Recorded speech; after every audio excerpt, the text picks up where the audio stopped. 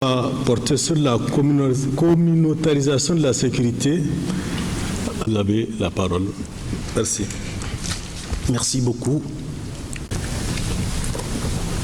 Suivant. Les exposés précédents ont mis en évidence les facteurs d'incivilité, les facteurs de vulnérabilité que de la production de la violence touchant l'État, le territoire et les populations. C'est là que ça devient intéressant de se demander, est-ce que l'État tout seul, à travers les forces de défense et de sécurité, pouvait venir à bout du terrorisme? Ma réponse est non, sans la moindre complaisance. Pourquoi? Suivant. Lorsque vous parcourez les pays sahéliens, vous avez trois types de territoires. Vous avez des territoires habités et administrés, des territoires habités peu ou pas administrés, malgré la communalisation intégrale, comme au Niger, et enfin des territoires non habités et non administrés. Suivant. Alors, de tout ce qui a été dit tout à l'heure, je retiens un seul mot. Comment produit-on de l'incivilité dans un territoire?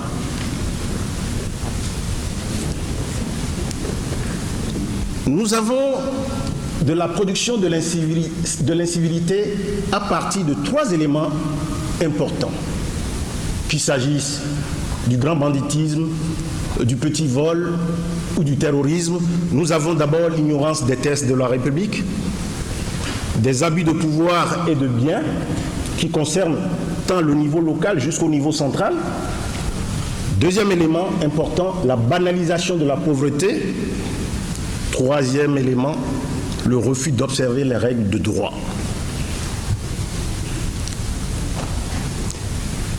Qu'est-ce que nous avons fondamentalement constaté en parcourant les pays sahéliens?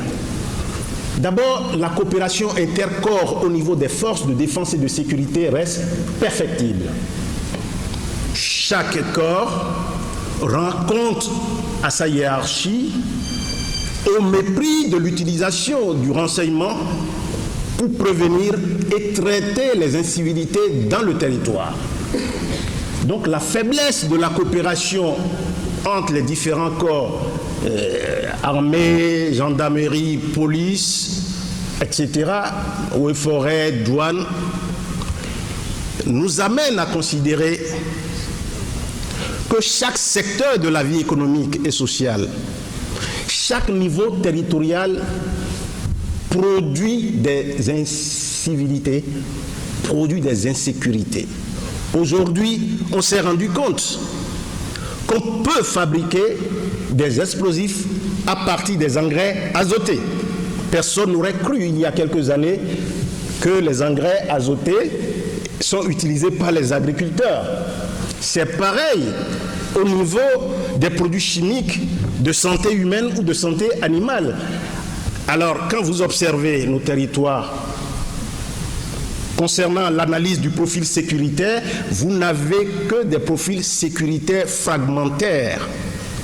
Alors qu'un bon système de renseignement du territoire doit questionner les types d'incivilité ou les types d'insécurité qu'on produit dans chaque secteur structurant du territoire.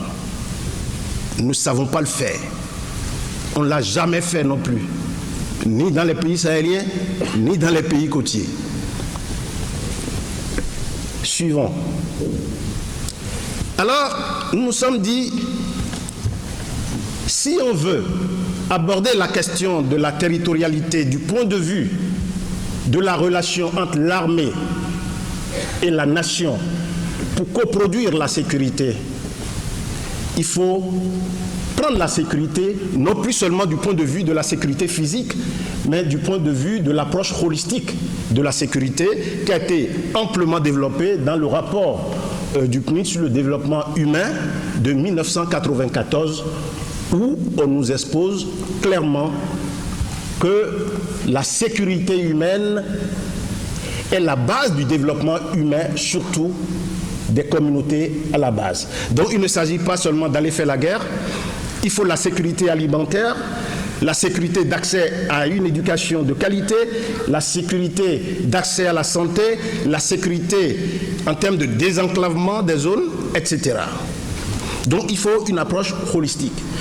C'est dire que si vous y allez juste pour faire la guerre, les autres types d'insécurité qu'il y a dans le territoire ne sont pas traités. Et chaque fois que vous ne traitez pas les autres types d'insécurité, c'est que vous produisez des frustrations collectives. Et ce sont ces frustrations collectives qui vont fabriquer des cellules dormantes du terrorisme, et vous allez croire qu'avec vos armes pour dynamiter, détruire le terrorisme, que vous avez tout nettoyé. Non, le terrorisme, c'est comme de l'herbe sauvage qu'aucun herbicide total ne parvient à détruire. C'est en situation de dormance. Dès que la qualité de la gouvernance de l'État, des collectivités territoriales commence par tituber, vous avez le terrorisme qui vous rattrape. Vous ne serez jamais capable de mettre fin au terrorisme si dans les pays sahéliens, la malgouvernance devient le sport favori. Donc c'est une question de malgouvernance. Et quand vous observez même dans nos pays, le terrorisme est devenu aujourd'hui un problème de sécurité intérieure. Ce sont les enfants du pays qui sont les terroristes. J'ai beaucoup circulé ces temps-ci dans la région de Tillabéri. Je viens de rentrer d'ailleurs de la région de Difa, qui est la partie concernée par Boko Haram. C'est des questions qui nous interpellent. Sur le plan démographique, circuler dans les villages, vous allez voir des jeunes, je vais vous présenter quelques statistiques tout à l'heure. Tous ces jeunes n'ont rien à faire, ils sont là, en situation de dormance, mais c'est une véritable bombe pour le Sahel et les pays côtiers. L'urgence, comment on occupe ces gens-là? J'ai visité la semaine dernière le centre des repentis à Goudou-Maria. J'ai observé, mais quand vous regardez ceux qu'on appelle terroristes, vous vous posez beaucoup de questions. Moi, je n'aurais jamais choisi d'être terroriste, moi. Ces gens-là, c'est parce qu'ils n'ont rien à faire. On n'arrive pas à les occuper, qui sont terroristes. Donc, la solution, la lutte contre le terrorisme qui ne passe pas par l'emploi des jeunes est une lutte perdue d'avance. Alors, la communautarisation de la sécurité, ça veut dire qu'on admet aujourd'hui qu'on ne peut pas lutter efficacement contre le terrorisme si on n'associe pas les communautés de base. Quel type de combat nous avons à faire? J'en ai identifié 7. Le combat physique, pour inverser les rapports de force, c'est ce que les militaires et les autres corps savent très bien faire et le font bien. 2. La bataille de l'état civil. Il faut arriver à délivrer à chaque citoyen une pièce d'identité permettant de l'identifier comme tel.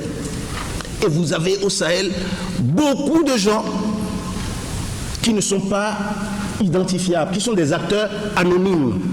Ce n'est pas normal. 3e défi, c'est la bataille de l'eau des pâturages. Ils en ont parlé. En fait, nous parlons de terrorisme aujourd'hui, je crains un génocide pour les années à venir avec la péjoration climatique. La bataille de la sécurité alimentaire, vous savez, quittez Niamey, hein, il faut circuler dans les campagnes pour voir l'état alimentaire et nutritionnel. Vous allez vous poser la... Et pourtant, si je prends un pays comme le Niger, qui a d'énormes potentialités, des bas-fonds, des mares, des terres fertiles. Mais il faudrait mettre les jeunes au boulot. Il faut produire. Nous avons la bataille de l'éducation nationale. Il me reste combien de... Ok. La bataille de l'éducation nationale. Excusez-moi, nous parlons beaucoup de terrorisme vu sous l'angle de la relation à une religion donnée, l'islam. Mais il faut nuancer. Au Kenya, vous avez vu les massacres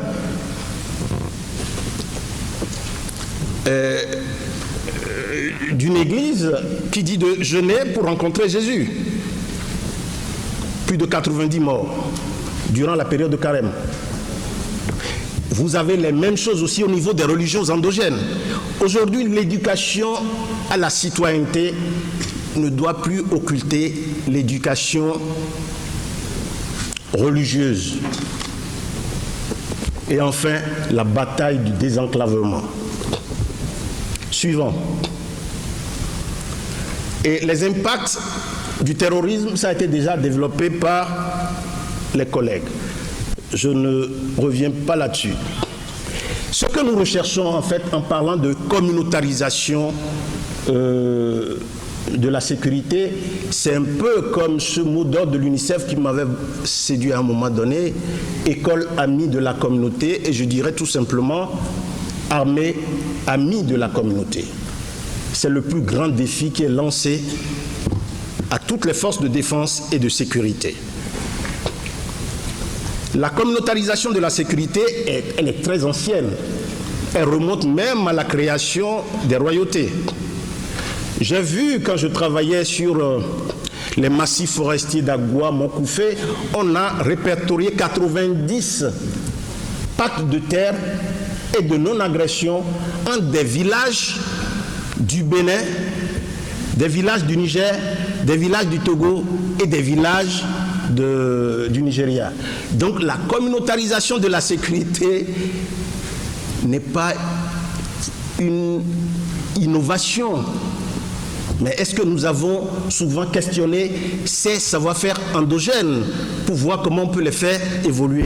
Souvent, nos complexes intellectuels nous éloignent de ces réalités endogènes. Bon, dans beaucoup de pays,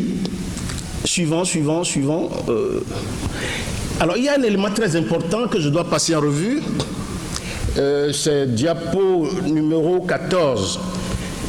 Par exemple, au niveau de la zone de Tiliabéri, nous avons constaté qu'il y a 4 zones. Et vous ne pouvez pas être efficace tant du côté militaire que du côté civil si vous n'avez pas une idée de ces zones, parce que ça a des implications en ce qui concerne le coût de mobilité des services techniques déconcentrés. Nous avons les zones libres, les zones de libre circulation ne nécessitant pas d'escorte militaire.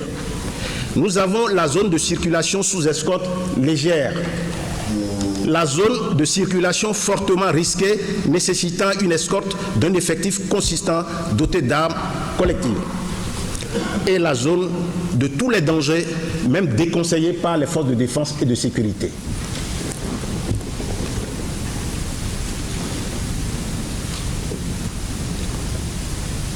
Alors, oui, accordez-moi 3 minutes s'il vous plaît. Le Sahel, c'est quoi?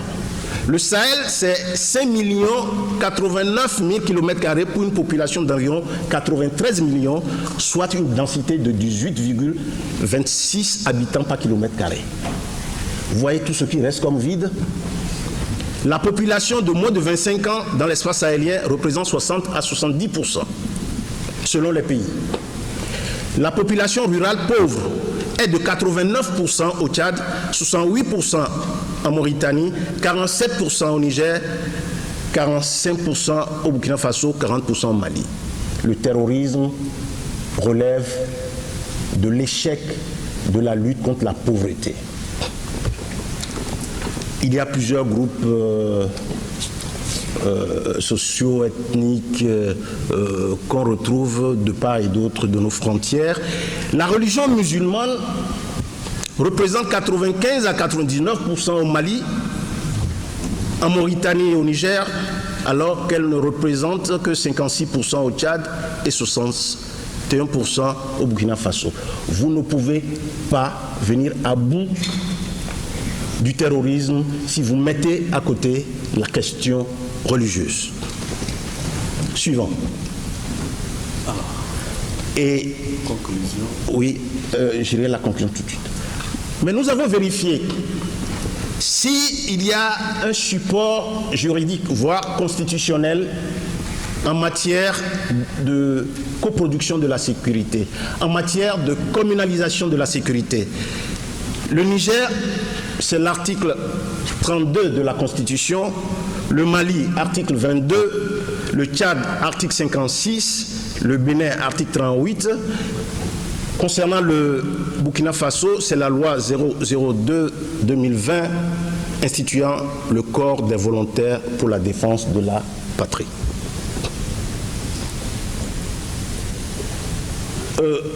Alors, pour me résumer à ce niveau, qu'est-ce que les populations ont eu à nous dire au cours de nos investigations? 1. L'État a démissionné de son rôle de puissance protectrice des populations. L'État ne fait plus peur aux malfaiteurs. Les autorités administratives, traditionnelles et religieuses ne sont pas épargnées elles-mêmes des exactions terroristes. Les élus locaux, notamment les conseils municipaux et les maires, faute de moyens de développement local, ne peuvent exercer un réel pouvoir d'influence sur la jeunesse dans les zones de tension. L'école de la République déracine les enfants dès le bas âge. Les écoles coraniques ne sont ni encadrées, ni contrôlées, ni appuyées par l'État et les prêches sont peu contrôlés dans les zones rurales. La garantie de leur non-toxicité pour le vivre ensemble et la prévention de la radicalisation échappant à la vigilance. Merci. Recommandations. Je vous donne les recommandations néanmoins. Recommandations. Excusez-moi, c'est 28. Alors, quelle est l'antidoctrine du terrorisme? 1. La lutte, l'anti-pauvreté. 2. L'anti-centralisation outrancière des décisions et des ressources publiques. 3. L'anti-détournement des deniers publics et la fin de l'impunité des intouchables de l'État. 4. L'anti-analphabétisme en milieu rural. Enfin, l'anti-échec des projets de développement. Par rapport à ça, première proposition, instaurer les programmes d'éducation nationale, l'enseignement de la parenté à plaisanterie. 2. Accélérer la décentralisation financière et la territorialisation des corps de contrôle. 3. Organiser dans chaque pays un débat national sur l'éducation religieuse et la problématique de son articulation avec l'école de la République. 4. Promouvoir l'expérience malienne du débat communal sous maîtrise d'ouvrage communal. 5. Généraliser à chaque pays l'expérience du programme nigérien de prise en charge de la reddition avec l'adaptation du centre d'accueil, de réinsertion et de réhabilitation des repentis aux réalités de chaque pays. 6. Évaluer le modèle burkinabé de coproduction de la sécurité par des VDP, de fonds de soutien patriotique et de travaux à haute intensité de main-d'œuvre. 7. Assurer la formation accélérée d'accompagnement psychosocial de personnes à déployer dans toutes les zones frappées par le terrorisme. 8. Mettre des projets de coopération transfrontalière d'initiatives locales. Merci, Dr Tometti. On peut acclamer cette présentation. Donc, nous sommes au terme de ces 4 présentations qui ont porté sur d'abord un état vaste qui est sujet à beaucoup de vulnérabilité, où beaucoup de groupes terroristes opèrent. La deuxième communication a porté en quelques mots avec ces trois articulations sur le banditisme, sur les conflits intercommunautaires et la montée en puissance d'un groupe terroriste, a porté sur une instabilité ou sur la multiplicité des instabilités, sur la circulation abondante des armes et également sur la mutualisation des efforts pour pouvoir venir à bout de cette insécurité. Et enfin, la quatrième communication que vous venez de suivre a porté sur la communautarisation de la sécurité. Alors nous avons une vingtaine de minutes pour les discussions. La liste est ouverte pour ceux qui souhaiteraient intervenir. Étant entendu que la pause café va intervenir entre 15h et 15h30, sera repoussée peut-être d'une dizaine ou une quinzaine de minutes.